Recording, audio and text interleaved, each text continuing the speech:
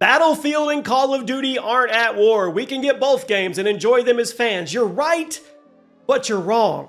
They are kind of at war. They're at war for your precious gaming time. And now, I mean, it's never been bigger. This has been going on for decades. Battlefield versus Call of Duty. Which one's going to be the king of FPS? Well, I've got a lot of alarming stats and kind of things that are happening that makes it look like Call of Duty could actually be in trouble this year. And I know that's literally so cliche. We've said it so many times. There's a lot of things lining up and kind of creating this perfect storm for Battlefield to actually have a chance. Welcome to the channel, everybody. Jimmy or Chaos. Today is not a top 10 or a top 20 in COD history. Today we're going to talk about Black Ops 7 and Battlefield 6. And we're going to talk about what is actually going to happen here in terms of these two butting heads. I think it's been since 2021 since we've had this rival, and now it's back. And I'll be honest, Call of Duty got a lot of weak spots right now. So drop a like, make sure you guys are subscribed as always, and let's jump in. Okay, let's start off with the big statement, the bombshell from Activision. They released a big statement about how the vision of Call of Duty has strayed from what people expect from them, and they are working to address that. Black Ops 7 is no longer going to carry that content forward from Black Ops 6, and the DLC skins will presumably be much more grounded, way less, I guess you could say, wacky than they've been before. Now, I'm not very often the pessimist. I'm usually the glass is half full type of guy, but come on. Patterns mean something. And for as long as I can remember, we started off that way. You would get your Call of Duty game. It would feel like it was a military type shooter. It had a pretty serious tone to it. And then by season 1, things started to loosen up a little bit. And I remember COD Ghost. I think it was COD Ghost. We literally had like cat camo. You guys remember that space cat camo? Anyway, seems harmless enough. And then you go on and you're like, oh, it's getting a little crazy here. We've got this. But now it feels like we get through season 1 and then it's full on Beavis and Butthead. Cardi B, you name it, Seth Rogen. There is no cap. There is no boundary with it. So I'm glad they're saying it, and I really feel they should lean this way. But I don't trust it. I really don't. We'll see. We'll see when Black Ops 7 gets here, and we'll see when we get 2 weeks in and then 4 weeks in, and all of the outlets are saying, oh my gosh, the hype's gone for Black Ops 7 Call of Duty. Where are we going to look forward to the next one? Or Battlefield 6 is the way to go, blah, blah, blah. Then we'll see what they do. And then, things are arguably worse than they were for Infinite Warfare. Black Ops 7 gameplay reveal trailer, it's getting annihilated by dislikes. It's currently sitting with 59,000 likes to almost 460,000 dislikes. And almost all the top comments are about people who are more interested in Battlefield 6. I mean, 2 of the most liked comments on the trailer have more likes than the trailer itself. And both of them are talking about how much better BF6 looks. Now, you have to look at this from multiple angles. And one of those angles being, it's easy and it's popular to hate on Call of Duty, especially when a new trailer drops, because the meme is out there. Oh, this is going to be the best Call of Duty ever. And people automatically kind of jump to that. So it is cool in a way to hate on Call of Duty trailer drops. That's just how it is now. So you have to bring that in. Then you have to bring in the fact I don't think we've had a Battlefield versus Call of Duty rival since, 2021?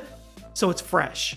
So it didn't have to be Battlefield 6. It could have been any other popular military shooter that was dropping something and they haven't in a while, and people would automatically pit it against Call of Duty, and it's popular to hate on Call of Duty, so they would gravitate toward the other ones. But this isn't just any other shooter, it's Battlefield. And Battlefield's community, they go pretty hard. They're a different breed. So it all kind of melts into this pot of Call of Duty was kind of going to be in trouble out of the gate regardless of how good the trailer was. So you let me know. Was the trailer good? Was it bad? Did you not like it? Did you? It leaned heavy into nostalgic roots of Black Ops 2 in that story. A lot of people look at Black Ops 2 fondly as one of the best Call of Duty games of all time, myself included. I don't know. That's a tough one. Now, let's kind of move over to Battlefield 2042, and it actually passed Call of Duty's concurrent player count on Steam, which is crazy. Call of Duty Steam player count combines Modern Warfare 2, Modern Warfare 3, Black Ops 6, and Warzone. They're all into one big player pool. And one singular Battlefield game passed it on concurrent player charts. That was Battlefield 2042. Now, granted, this is because a lot of people have been signing into Battlefield 2042 to get the Battlefield 6 bonuses. You have to look at the fine print here. But that still means there's a drastic difference in interest between the two games at the moment, at least in the Steam community. Now, people are excited for Battlefield 6. What do? Play the closest thing to it, or the most latest thing. That's Battlefield 2042, which, from what I've heard, is in a much better spot now. So, once again, you have all these kind of different things to create this perfect storm to pit Battlefield against Call of Duty. We've been here before. We've been here multiple times. And the end results every single time so far have been Call of Duty outsells Battlefield. Every single time.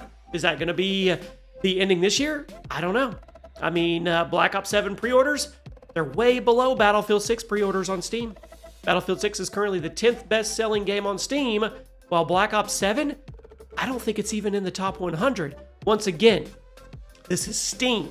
Call of Duty has always been a console shooter, okay? So that's where their bread and butter is. That's where they get a lot of their bulk sales. Battlefield, I mean, people love it on PC, people love it on console, so it's a much more balanced deal. But to be 10th and to not even be in the top 100, that's a little bit telling.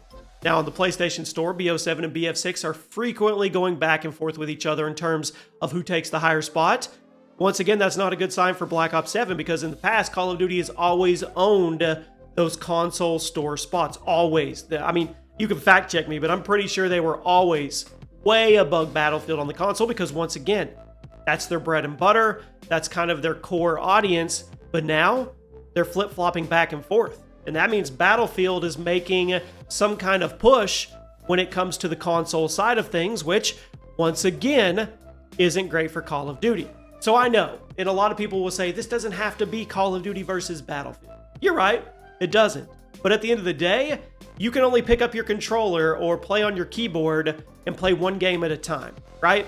Something is going to get your precious game hours. Something is going to get your customer focus, and both of these companies want you on their game and no other game. So it actually is a battle between these two FPS juggernauts, and it's a rekindled battle that's been going on for decades, and now you have one coming back to the fold that's been gone for a while and had its hiccups, and then you have another one that we are literally on the 7th version of a sub-franchise in the main franchise. That's kind of wild. So you guys let me know what you think. At the end of the day, first of all, which game sells more? I'm going to tell you right now, I put my money with Call of Duty. I know the casual crowd that doesn't watch my videos and doesn't go on social media with you and me and look at everything that's going on. They're completely disconnected. They just see a Call of Duty game come out and they're going to go get it. They're going to play it with their buddies and they're going to move about their business. And there is a lot of them. But I also know that Battlefield community is excited. They're hyped. They're ready. And Battlefield is leaning into all the nostalgic core stuff from BF3 and BF4. And that was prime Battlefield era. So it's going to be interesting. You guys give me your best guess. Let me know what you think is going to happen. Do you think Call of Duty can hold true to staying modern and not going with the outlandish skins? And if you don't, how long do you think it takes before they break? Let me know.